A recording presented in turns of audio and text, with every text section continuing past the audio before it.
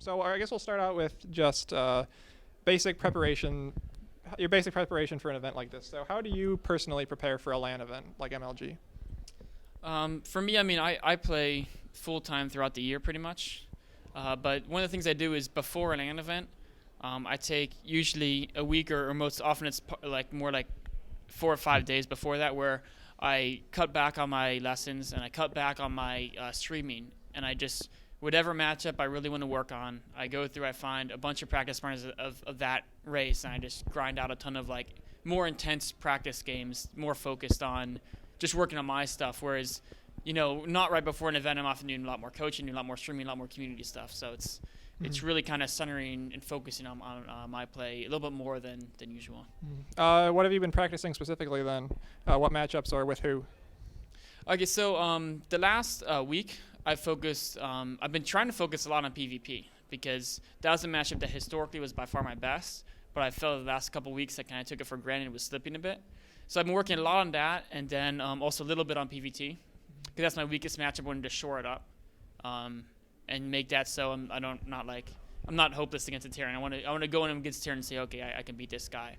I backed off PvZ a bit because coming up to the Winter Arena, the earlier tournament, I'd practiced a whole ton of PvZ, and I feel my PvZ's doing. I'm at a point now where my other matchups can benefit more. It's obviously there's still a lot of holes I want to work on, but that's something I'll focus on for another time. For this event, I was mostly working on the other two matchups. How do you feel that you did at the Winter Arena, or how was that experience for you? I guess we'll start with that. I mean, it was kind of mixed. I did really, really well in part of the online qualifiers.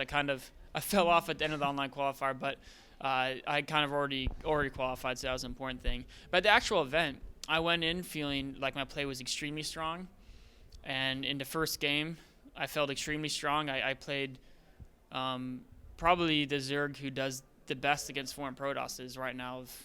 He's one of the top couples EVP players out there, and I just played extremely strong game one. And game two, I was winning. I was feeling really good, and then all of a sudden, I just started making a lot of uncharacteristic mistakes, and it kind of fell apart.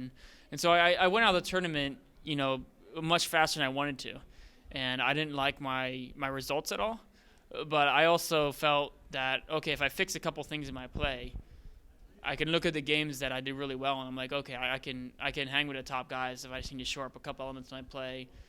Stay a little more calm when I'm winning. Sometimes I get too excited. I try to end it early, and it makes some errors that once I fix those, I'll be in good shape. Do you feel you've corrected some of those mistakes for Columbus? I mean, it's the mistakes I was making were mostly it was basically I had the game one, I got too over eager. And that's a mistake I don't make in practice normally. In practice, people say I drag the game out too long most of the time. So, and it was something that I won't, something I'm going to concentrate on, make sure I don't do. But it's hard to tell if you fix that because I haven't.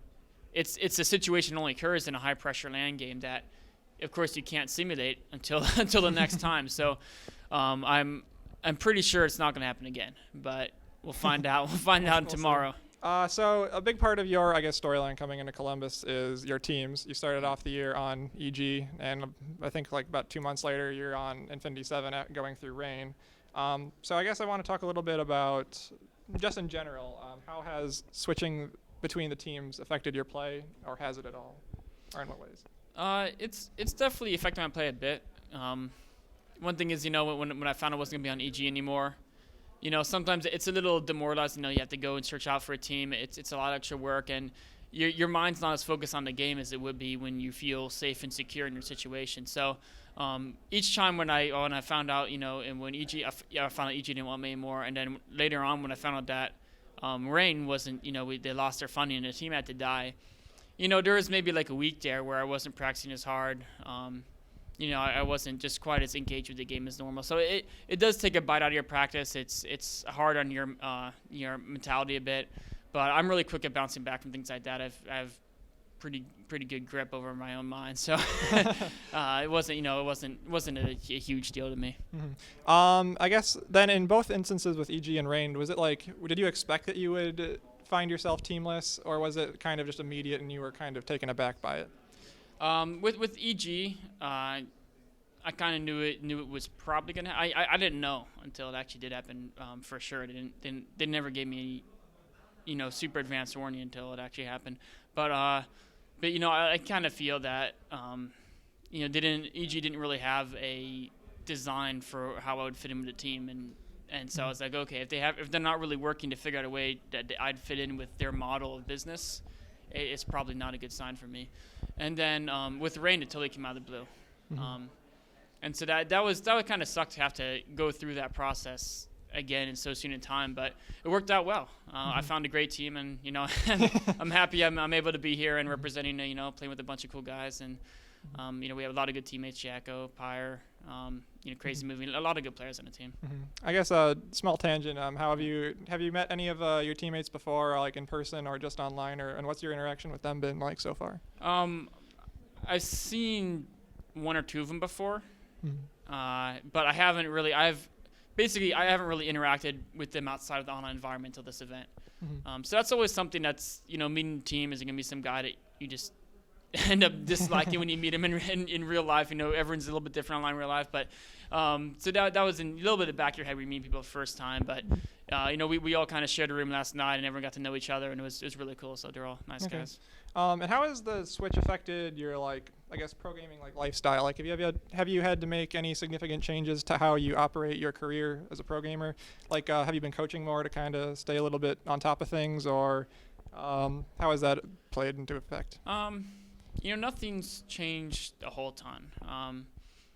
I've been coaching this a little bit more lately, but that's not to do with the team situation. It's to do with me basically up until I turned 26. Up until I turned 26, I had to. I was still to be covered by my health insurance was cheap because I was young enough through my dad's work. I could still get his family plan insurance. And then after back in November when I turned 26, I had to basically pay for my health insurance, and that's kind of expensive. So I've had to coach a little more to help cover that, but that's regardless of the teams, and it's not like a whole huge life-changing difference. It's a little more coaching. Where are you living right now? Because you were in the EG house, and then you were in the Rain house, but I don't believe Infinity 7 has a house. No, we don't have a house right now. So actually, right now, when Rain lost their funding and collapsed, Frank and Don, the managers of Rain, they had their name on the lease all the way up until October. So they're still stuck with that lease, and actually I'm just they brought in some of their coworkers, some friends, and I like the people, so I'm still living with them. Of course, it's not a team house; it's just a bunch of people who are all friends living together. So, but I still stay in what used to be the Rain team house. I guess that's affected your. I guess to say it's affected your practice in some way. Has it been easier or worse, or easier or harder to find practice partners, or I guess practice in general? It doesn't. Team houses don't at all affect your practice partners. Everyone wants a wide variety of practice partners at the top level. I know all the good players on Skype. I just go through Skype and ask them all, hey, who wants to play some games? And I could live anywhere and find the same practice partners I do. But what it does affect is it affects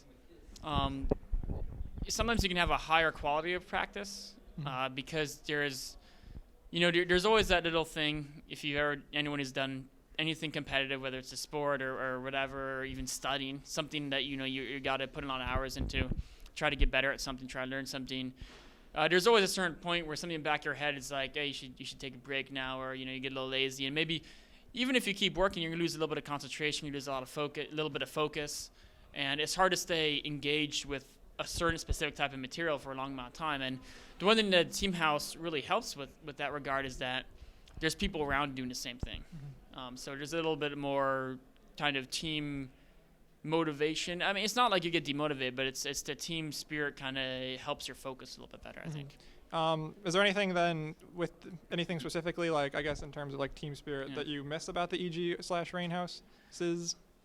The only thing is just missing having people right next to you practicing when you're practicing, right? So you always practice, you talk on Skype, you're chatting the game, but just looking over a shoulder and seeing someone else working hard is that's something you can kind of miss. Going back to with EG, you said that you kind of expected that you would be done with them, but you didn't really know about it until it happened. I wrote a column about the trend of Koreans coming over to foreign teams, and I think that personally I thought that had something to do with it.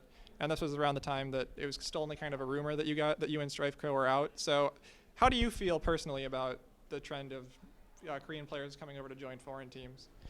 I mean, it was kind of obviously going to happen, right? The Koreans, most of them don't get paid by their teams. The foreign teams have a little bit extra money, and they want to win events. So they're, of course, they're going to pick the best players. And, you know, like when I joined EG, they picked me because I was one of the best players, and I was winning all the team leagues for them. I was carrying the team, the MVP, and all the things. And then, you know, as they were able to get better and better players, you know, I was no longer able to stay with the top 4 or 5 people on the team. And then they're like, okay, we're playing these team leagues. We don't need a number 6 guy, right? So unless you're really marketable, it's hard to fill a role in a team. So I mean, the Koreans coming over, though, I think it is actually a good thing overall.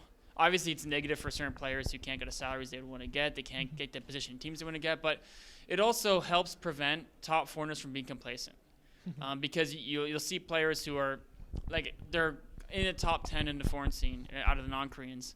And they could practice not that much, and they'd stay in the top 10 for a year because they're not going to keep improving. They'll be slipping down a little bit, but they're comfortable. They're high enough in skill that they're going to be a top foreigner for quite a while.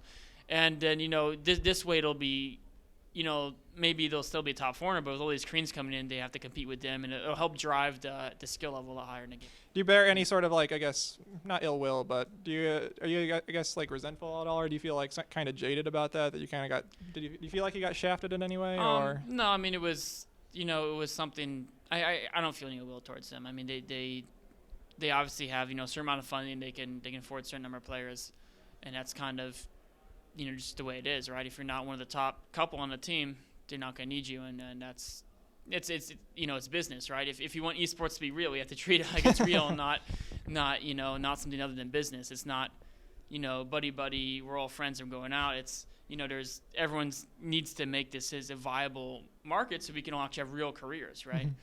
So no, there's no ill will at all, and I still talk to all the guys on the team. They're all cool, you know, good friends of mine. So obviously you're traveling a lot for these different LAN events. How do you personally deal with travel, and I guess do you deal with it well? I enjoy traveling, especially if I can go to a place I haven't been before. Then it's really exciting. I always like to try to find, if I can find like a local food place, not necessarily some crazy food, but just a place that's not your chain food place, like a local brew pub that has the local microbrews. It's hard to find somewhere else, or, you know, something that gives it a little bit of a unique experience. So I really enjoy traveling. I think I do travel well. Obviously, you always want to travel and get in a day before an event. You don't want to, you know, no matter how well you travel, there's a little bit of jet lag but I given a day, even when I went to France for ESWC, within a day I was fine. If I flew in and I had to compete right when I flew in, that would not have been good for me. But, you know, as long as I fly in and get to sleep and then wake up the next day and compete, that's totally fine with me. I don't mind it at all. Okay. Out of the places you've traveled to, what's your favorite? I mean, my favorite was definitely Paris for ESWC. It was, well, I mean, it's the only place I traveled to outside the United States for tournaments. So it was really fresh. I also had a buddy of mine from high school was living there. He's going to school there, and so it was. I don't think it would have been nearly as fun if it wasn't for him, because the thing about Paris is that no one will speak English. Even if some of them know it, they don't like tourists, so they won't really, you know, they won't give you any time and directions. And so if you're on your own, you don't know French, it's going to be hard to get around, and you won't know all the cool places to go. You might pick up a tourist guide, but having someone who knew all the right places to eat, all the right places to go to, when to go to them to avoid the lines, it just made the experience really great, and it was just fun. What would you say is your favorite part about MLG events? Definitely the crowd. There's no event that has a crowd like MLG. Like, there's so many people. Everyone's excited, you know, especially for an up-and-comer like me. If I go to any other event, no one's heard of me. But MLG is like, everyone just, you know, they love up-and-comers. They want to see the upset. They want to see the foreigners do well against the Koreans. And it's just, there's so much energy in MLG. It's really exciting. What motivates you to compete, or what's keeping you going? You know, that is a question a lot of people ask me, because I have a degree in computer science, so I do have kind of career backup questions. You know, and then there's more money in coaching than there is in competing. Like, if I coached all day, even if I was a top player and I won a bunch of events, I'd still probably, unless I win every event and get first, you'd still probably make more money coaching all day. But while I do like coaching, I love competing. I love the learning process, and I love the feeling when I get better. And it's, you know, I'm spending this year, I really want to be I really want to work my way up to be a top player. And even if it doesn't, it's not just to win money in tournaments, which is of course great, but it's also just to be a top competitor. It's that competitive drive, I guess I have. What do you have any like post StarCraft plans or? I mean, I have a couple ideas of things. Well, one is, if something happens, like, whatever, I can't really be a top competitor anymore. I can't really do the competing thing. There's always coaching in StarCraft, which I do enjoy, and that's fun. I love, when I first started doing it, I didn't like it that much, but then when I started getting all the feedback from people I was coaching and saying, you've helped me, I've learned a lot, I enjoy and the biggest thing is when they say, I enjoy the game more now that I've understand these things that you're helping with. And that type of feedback makes coaching really, really fun. And then beyond that, there's also I would not really huge into programming. So I can program, but especially given the break I've had, it wouldn't be as easy for me to get a software engineering job because I haven't been programming for the last couple of years. And it's not my forte. But there are a lot of jobs. What I like doing is I'm good at explaining things. I've done math tutoring for quite a while, and I've done a little StarCraft coaching, and I have some technical knowledge from the degree. So I know there's jobs where basically your job is to explain. You work for a company, and you maybe if you're trying to sell a technical product to another company or something like that, you have to basically explain how it works. And so it's kind of that type of thing. And there's jobs in that field that I would maybe be interested in as like a potential future maybe plan. Okay. And then is there anything else you'd like to add? I definitely have to thank, my team Infinity 7, are great sponsors, Steel Series, DVNR, and Zimotion. But it's just coming from all the teams not working out and then having a team that comes and picks me up is just great. So big shout out to them. And, of course, everyone who likes me.